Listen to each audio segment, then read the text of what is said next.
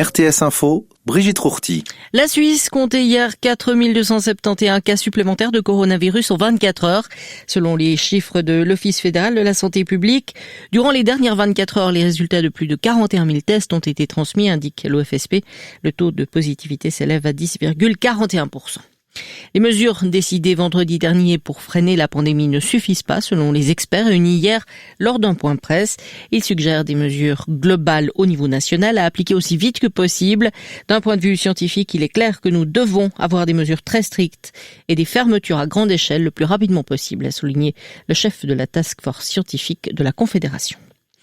Près d'une personne sur 4 n'aura pas accès au vaccin contre le coronavirus avant au moins 2022. Les pays riches comptant moins de 15% de la population mondiale ayant réservé 51% des doses des vaccins les plus prometteurs, a montré hier une étude de l'école privée américaine Johns Hopkins Bloomberg School of Public Health.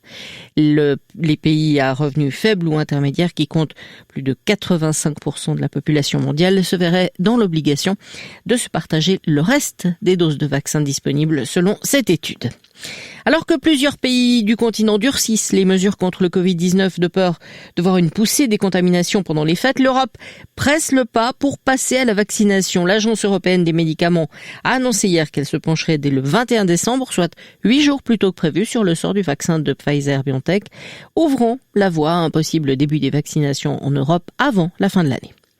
L'ex-gouverneur du Michigan, Jennifer Granholm, a été choisie par le président américain élu Joe Biden pour devenir ministre de l'Énergie, selon plusieurs médias américains.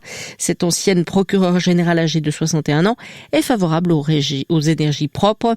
Si elle obtient l'aval du Sénat, elle serait en première ligne pour aider à développer les alternatives aux énergies fossiles, comme promis par le démocrate pendant sa campagne.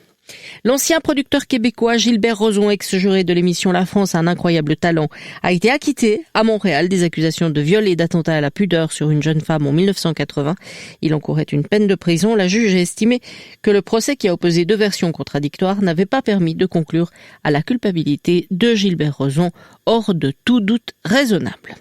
En hockey sur glace, enfin en National League, Fribourg-Gotteron s'est imposé hier soir à Langnau 5-0 avec un but et un assist. Julien Sprunger porte désormais son total de points à 652 et devient le meilleur compteur de l'histoire du club devant la légende Slava Bykov.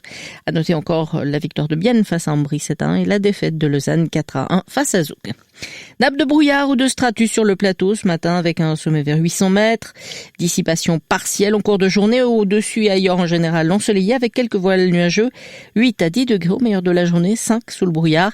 Demain, quelques faibles pluies à l'ouest, sec et assez ensoleillé en Valais, 7 à 9 degrés. Vendredi, brouillard matinaux sur le plateau se dissipant en partie l'après-midi. Soleil généreux sur les autres régions.